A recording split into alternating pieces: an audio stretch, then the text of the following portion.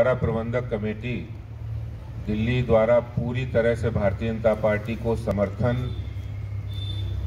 की अपील करने के लिए मैं पूरी कमेटी का बहुत बहुत तहे दिल से धन्यवाद करता हूं। पूरी दिल्ली के जो हमारे सिख भाई हैं, सिख बहनें हैं, वो सबके द्वारा जो भारतीय जनता पार्टी को अपार जन समर्थन की जो आपने अपील की, उसके लिए सबसे पहले मैं तहे दिल से सारी सिख संगत का बहुत धन्यवाद करता हूं। आज हमारे बीच में भारतीय जनता पार्टी के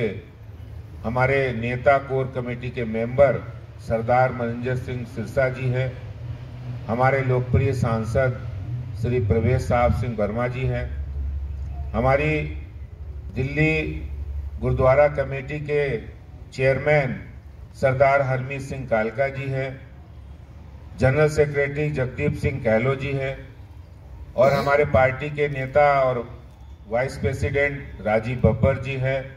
हरीश खुराना जी हमारा मीडिया का काम देखते हैं, सारे हमारे मेंबरान जो गुरुद्वारा प्रबंधक कमेटी दिल्ली के विभिन्न इलाकों से देखते हैं, सब ने आकर आज भारतीय जनता पार्टी को पूरी सिख संगत के साथ दिल्ली की सबने समर्थन दिया। इसके लिए हम दोबारा से बहुत बहुत धन्यवाद करते हैं। मैं ये जरूर कहना चाहता हूं कि आज भारतीय जनता पार्टी सिर ऊंचा करके और गर्व के साथ हम कह सकते हैं, हमने इस बार नगर निगम के कैंडिडेट के सिलेक्शन में 8 हमारे जो उम्मीदवार हैं वो सिख भाई बहन हैं, 3 हमारी बहनें हैं और 5 हमारे सिख भाई हैं, मजबूत है। और जिनमें से एक तो 1984 के दंगों की पीड़ित परिवार की सदस्या है, जिन्होंने उस मंजर को देखा है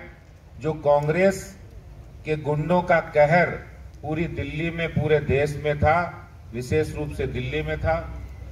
अभी हमारे प्रधान जी कालका जी बता रहे थे कि मोदी जी ने सत्ता में आने के बाद किस तरह से एसआईटी गठित की और जिन लोगों को कांग्रेस बचाती थी, कोर्ट के अंदर बचाती थी,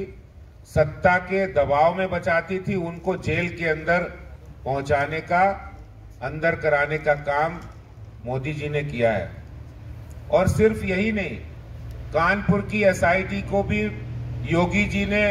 बनाया और उस पर कार्रवाई शुरू की। और आज बहुत सारे जो अपने आप को बहुत बड़ा आदमी समझते थे कांग्रेस के संरक्षण में, वो जेलों के अंदर है। पूरे सिखों को न्याय अगर किसी ने दिलाया है तो प्रधानमंत्री नरेंद्र मोदी जी ने दिलाया है। हमारे जो प्रधान जी ने बहुत सारी बातें कही है। मैं इतना जरूर कहना चाहता हूं,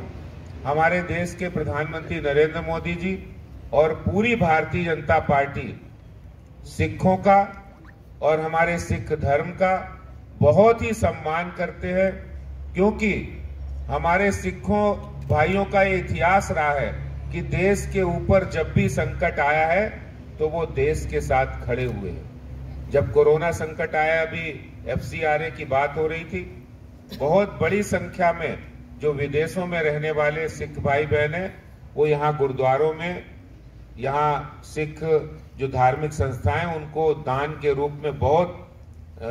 सुविधाएं देते हैं, और जिससे चैरिटेबल काम होते हैं, उन कामों को रोक दिया गया था, जिसको माननीय गृह मंत्री जी ने, हमारे सिरसा जी, कालका जी, एक हफ्ते के अंदर वो पूरी सारी बाधाएं समाप्त करके कोई भी डोनेशन दे सकता है, वो FCRA के अंदर उन्होंने कर दिया है। यानी बाधाएं कोई भी थी, नाम बहुत सारे हैं। जो लोग ब्लैक लिस्टेड थे, जो जिनको जिंदगी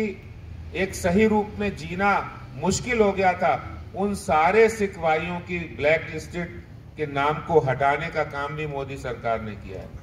करतारपुर कॉरिडोर हो, ननकाना साहब गुरु नानक देव जी के स्थान के दर्शन करने का काम हो, उसको भी सबसे पहले प्रधानमंत्री जी ने किया है। जो अभी 400 साल मनाया गया, इतनी धूमधाम से सरकारी स्तर पर और देश की हर भाषा में गुरु साहब के वाक्यों का उनका उद्धरण हो, वाणी गुरुवाणी का हर भाषा में अनुवाद करके उसको प्रचारित करने का काम किसी ने किया है तो मोदी सरकार ने किया है। काम इतने किए हैं, जो लोग दरार पैदा करना चाहते थे और जो लोग राजनीति करते थे, सही कहा सिरसा जी ने कि वो लोग तस्वीर खिंचा रहे हैं उनके साथ जो 1984 के दंगों के मास्टरमाइंड थे, उनके साथ तस्वीरें खिंचा रहे हैं, उनको अपनी इलेक्शन कमेटी में रख रहे हैं। और भारतीय जनता पार्टी